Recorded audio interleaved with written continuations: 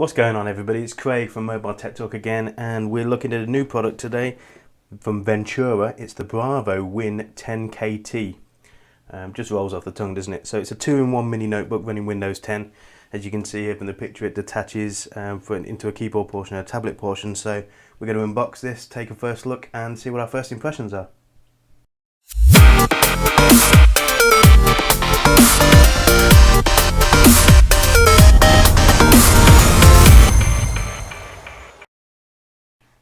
So let's get into the box.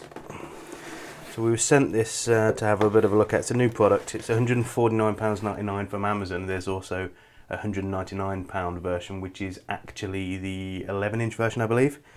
So I'm assuming this is the device, yeah. Ventura logo, some what looks like fan grills and some other bits and pieces. We'll get to that in a second. 2-in-1 mini notebook, quick start guide. Of course we'll use that. Some silica gel, don't eat it. And what have we got in here? I'm assuming this is the charger, because if not, I've no idea how we're going to power this device. And it is. Again, it all comes in the cardboard and these little black pouches. It's a proprietary one with a UK plug. So let's get this out of the way and take a closer look at the product.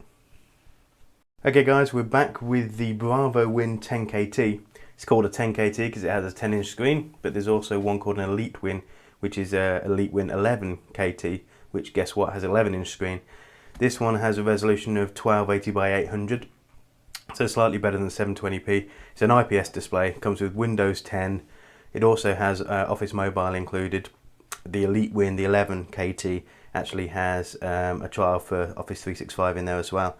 It's got a multi-touch touch panel, 2GB of RAM, 32GB flash memory in here. Wi-Fi, BGN, no AC. Probably wouldn't expect it on this sort of price point though. Bluetooth 4.0. It's got a front and a rear camera, both 2 megapixels. It's got a bunch of connectors, micro SD, micro USB, headphone, HDMI, DC jacks. And Ventura say that this particular device is good for up to 8 hours of operation. So let's have a quick look. It is detachable. So the whole point of this, and that's why it's called a 2-in-1 mini notebook, is that you can detach it and it becomes a tablet. Now, it's not a particularly heavy tablet as well, so it would have been nice if it had been Android dual booted, but hey, anyway, let's just put this back and have a look around the device. So what we've got here is a Windows button, a USB port, power on button, have I even pushed that in properly? Yeah, I have. A power button, a 3.5mm headphone jack, 4-pole I think, so you can get mic on that as well. We've got a micro USB. We've then got a screw and the DC jack input. We've got a HDMI port, and we've also got a SD card port there, and a reset switch, I believe. Yes, it is a reset switch. On the top, oh, there's a reset switch, sorry, that's a microphone.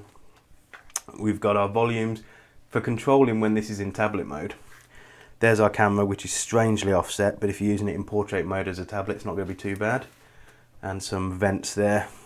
Not a lot on the bottom, and that big ass hinge on the back. So let's see if we can power this bad boy on.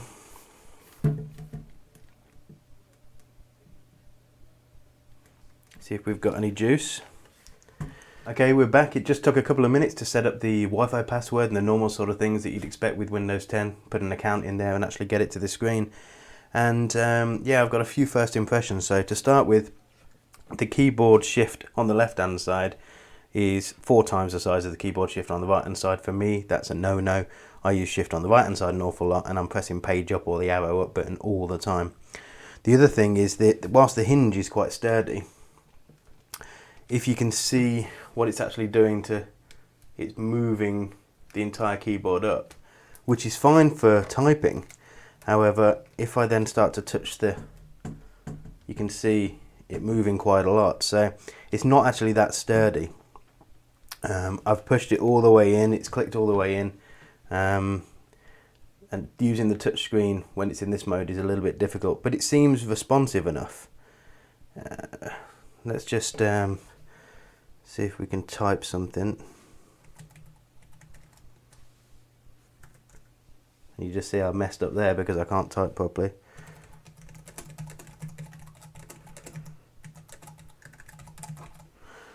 Yeah, well, okay, I can type relatively speedily. Maybe I'll just need to get used to it. There's quite a lot of travel on these keys. Relatively short distance or long distance, depending on how you look at it, because of the size of the keys proportionally between them. The shift key is going to annoy me a little bit. Trackpad seems nice. Let's just see if we can do any gestures. Yeah, there are zoom gestures, but you've got a touchscreen, so just use that. Let's have a look what it looks like in tablet mode. So we just pull this off, put that to one side, and it should reorientate in tablet mode, which I think is going to be a very, very good way of using this. Now, as you can see, it does look quite responsive. Let's just go to another site. Just go to BBC.